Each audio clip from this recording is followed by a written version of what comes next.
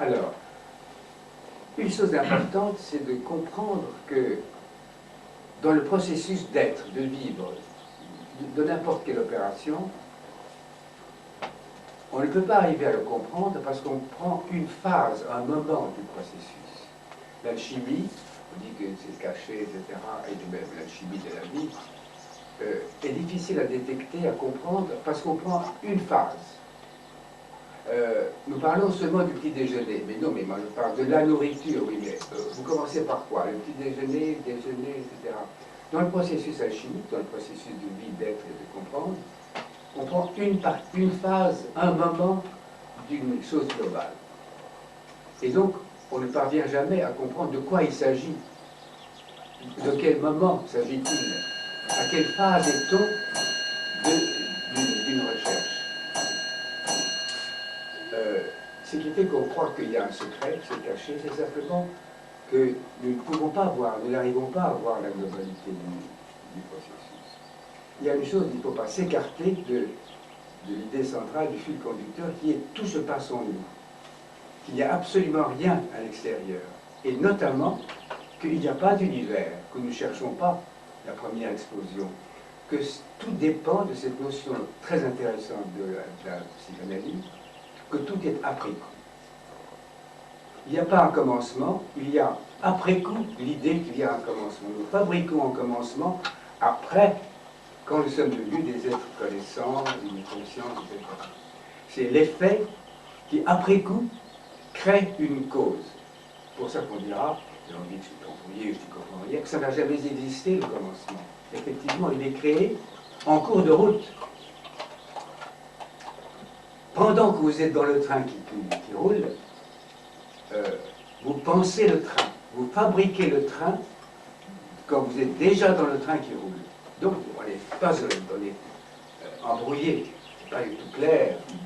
Il n'y a pas une chose qui se présente. Il y a un numéro 1, le début, et une grande explosion, le Big Bang. Le Big Bang a donné quoi? Finalement, la matière grise, mais c'est la matière grise qui a inventé le Big Bang. Le commencement n'a pas été le Big Bang. Ça a été après coup inventé par ce que le Big Bang a produit. Donc ça aussi, c'est une grande difficulté, ne pas s'appuyer sur ce que dit la science. Mais écoutez, il y a eu d'abord une explosion, mais il y a eu 1000 explosions.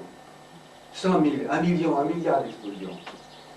Il n'y a pas une explosion. Et en moi, il n'y a pas un commencement, il y a 1000 commencements. Tout le temps, c'est un commencement. C'est pour ça qu'on dira, il y a toujours une naissance, il y a toujours une nouvelle naissance. Donc, c'est le préalable à toute réflexion, si vous voulez, de ne pas partir sur une fausse piste en disant, je vais lire un livre de Reeves pour savoir comment ça a commencé, mon histoire. Mon histoire commence en cours de route, pendant le voyage. Elle crée un commencement, etc. Elle invente. Ceci, naturellement, a toutes sortes de conséquences pratiques. Alors, une des choses intéressantes dans ça, c'est qu'il y a une descente dans une seconde vision des choses. Il y a une première vision, une recherche de la conscience claire, et puis après la mort de la gazelle ressurgit d'une certaine profondeur d'elle, qu'on appellera la mort, mais qui n'est pas une mort physique nécessairement, qui est une espèce d'extinction du premier regard. C'est la coupure de la première mèche. Et c'est aujourd'hui, dans la pensée de Pearson, un Américain, la première évidence. On la laisse de côté. Alors on tombe dans la secondarité, comme il l'appelle. La secondarité, c'est de dire la seconde évidence, parce qu'on a compris quelque chose, il y a une seconde évidence qui se présente. Et puis une tiercéité, c'est le nouveau patron de M. Gorget, c'est-à-dire Bessarab Nicolescu, qui a bien insisté là-dessus. Très intéressant. Troisième évidence. Cette troisième évidence conteste les deux premières, et de cette contestation des deux premières évidences naît quelque chose qui demeure caché, qui demeure interne à la première évidence, interne à la seconde évidence, interne à la troisième évidence, qui n'est ni première, ni seconde, ni troisième. Petit à petit, se forme ce que j'appellerais les grumeaux. le fait d'exister, le fait de remuer certaines choses, crée une nouvelle matière dans laquelle on travaille. On croyait travailler sur une première matière qui était la conscience, l'intelligence, ou le corps, ou la vie. Mais on voit que la vie, c'est quelque chose qui n'est pas... c'est la première évidence. La première évidence, c'est qu'il y a la vie. Mais la vie, elle fabrique une autre vie. Une vie dont elle est la vie seconde. Et la vie seconde, elle-même, s'aperçoit qu'elle est en réalité troisième dans les évidences, etc. Il y a un jeu extraordinaire que Jacob Böhm, qui a aussi inspiré beaucoup Nicolescu, a bien vu. C'est-à-dire ces trois phases. En alchimie, on dira attention, chaque phase engendre l'autre phase. Quelle est la première? Il n'y a pas de première phase.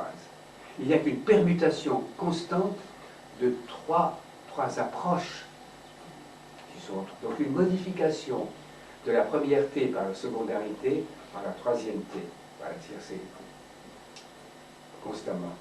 De la pensée, des sentiments et de la vie elle-même.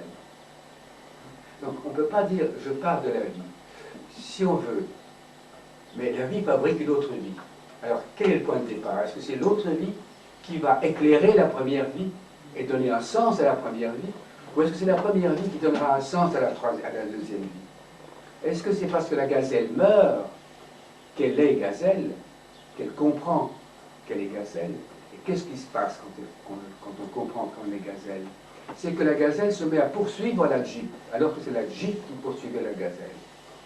Le sujet poursuivait l'objet, et ensuite c'est l'objet, dit Huberman, qui poursuit le sujet. C'est-à-dire le tableau, c'est lui qui regarde le spectateur. Et non pas comme on croyait au début, c'est le spectateur qui regarde la vie, ou le tableau. Donc ici, grand remue-ménage pour remettre du désordre là où on avait mis de l'ordre. Il faut remettre du... Symboliquement, nous sommes à la recherche d'une patrie dont nous serions les exilés. Nous sommes des masochistes. Nous cherchons à être exilés de notre patrie originelle. Il n'y a pas de patrie originelle, mais il y a un besoin d'être exilé de soi qui est plus originel que la patrie que l'on cherche. Donc la recherche n'est pas du tout ce qu'on croit. Je ne cherche pas, disons, la confiture. Je cherche tout à fait autre chose, dont la confiture est un incident que nous prenons pour l'essentiel. Qu'est-ce que c'est que l'énergie? Ce n'est pas ça que nous cherchons. Qu'est-ce que nous cherchons? Mais c'est absolument innommable, comme dira Blanchot, l'innommable qu'on ne peut pas localiser, spotter. On dira, il faut extraire de la matière, il faut extraire de votre pensée une pensée. Et comment est-ce qu'on extrait? Par la recherche et la découverte du point faible, de la faille décisive dans la nature, dans la matière minérale, végétale et humaine, la même chose. Avec quoi on peut commencer? C'est pour ça qu'on dira, mais il n'y a pas de commencement. Oui, mais il faut quand même choisir. Et pour ça, il faut aller au jardin des plantes, au musée de minéralogie, et de chercher dans les minéraux quel est le minéral le plus faible. Le plus faible dans l'arrangement des molécules. Et là, il faut faire agir la cuisson, l'intensité, etc. Donner de l'intensité jusqu'à ce que le point faible crache le morceau, lâche, et ouvre sur une nouvelle matière qui va être la pierre philosophale après certaines transformations, qui va être la pierre sur laquelle s'édifie, qui est le fondement de l'univers et de l'homme et de tout le système.